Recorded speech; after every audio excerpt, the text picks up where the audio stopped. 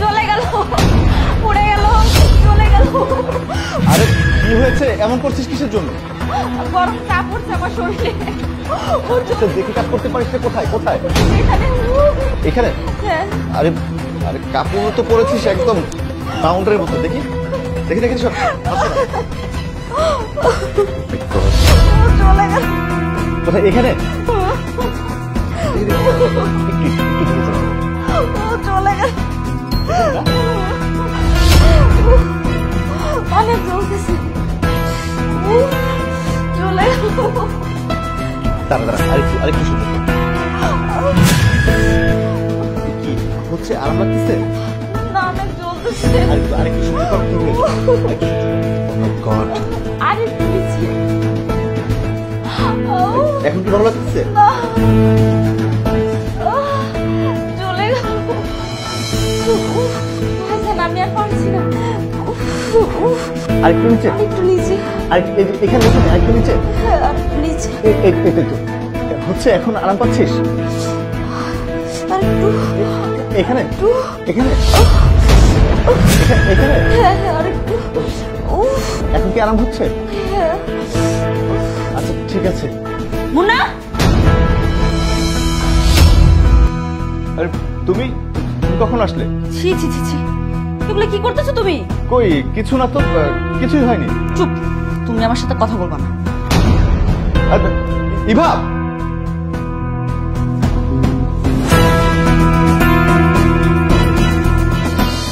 আরে ইভা, আমার কথাটা শুনে কি হয়েছে তোমার? আমার কথাটা তো শুনবা, তাই না? কি শুনবো? আর শোনার বাকি রাখছো তুমি? খুব তো বলেছিলা কাজের মেয়ে অনেক ভালো, ভদ্র, সবসময় তোমার কেয়ার করে, যখন যাবো তাই শুনে। আমি একটা কাজের মেয়ের কথা বলছিলাম, সেই কাজের মেয়ে না এনে তুমি এটাকে নিয়ে আসতো এগুলো করার জন্য নাকি? কি বলছো তুমি? হ্যাঁ, আরে কাজের মেয়ের কথা বলছো? হ্যাঁ আমি বলেছিলাম যে কাজের মেয়েটা অনেক ভালো, কারণ হচ্ছে কাজের মেয়েটা একটু, ওর বাবা মা কেউ নেই, ওকে যে এক মুঠো ভাত খাওয়াবে না সেই লোকটা পর্যন্ত নেই। এই জন্য ওকে আমার বাড়িতে নিয়ে এসেছিলাম কাজ করার জন্য। আর তুমি কি করো? হ্যাঁ, সারাটা দিন তো অফিস নিয়ে ব্যস্ত থাকো, আমার কথা ভাবো কখনো? ওই মেয়েটা আছে না, ওই মেয়েটা আমার দেখভাল করো, যখন যেটা লাগে তখন সেটা দেয়, যেটা কর্তব্য তোমার। কিন্তু না, তুমি চাকরি নিয়ে ব্যস্ত থাকো, আমার কোনো কেয়ার নেই নাই তোমার কাছে। এখন তো আমাকে ভালো লাগবে না, এখন তো ভালো লাগবে কাজের মেয়েকে, কারণ কাজের মেয়ে তো তোমার সাথে নষ্টি ফষ্টি করতে পারে, আমি তো ঠিক মতো সময় দিতে পারি না। স্টপ! আর একটা নোংরা কথা বলবা না, হ্যাঁ? আর একটা নোংরা কথা বলবা না। দেখছো তুই ভুলভাল দেখে আমার প্রতি ভালোবাসা তোমার সেকেন্ডের মধ্যে উড়ে গেছে। এই ভালোবাসা? হ্যাঁ, আগে তো বলতাম যে তোমাকে ছাড়া আমি বাঁচবো না, তোমাকে ছাড়া আমি একটা মুহূর্ত থাকতে পারি না। কোথায় গেল তোমার এই ভালোবাসা? বলো আমাকে। আমি তো করি না, আমি তো সারাক্ষণ পায়ের উপরে পা তুলে বাড়িতে বসে বসে খাই। আর কিছু কাজ আছে আমার নাকি? খালি যত কাজ তোমার এই কাজের মেয়ে করে দেয় তোমার সাথে। তোমার সাথে ভালো সম্পর্ক, আমার সাথে ভালো সম্পর্ক না। কি করেছি? কি করেছি আমি বলো? তুমি একটা কথা বলবো না আমার সাথে, আমি তোমার সাথে কোনো কথা বলতে চাই না। ও আচ্ছা, বুঝতে পেরেছি। কাজের মেয়ের নিচে ছি ছি ছি তোমার বলতে এখন ঘৃণা করছে। আমি বলছি মৌ, মৌ।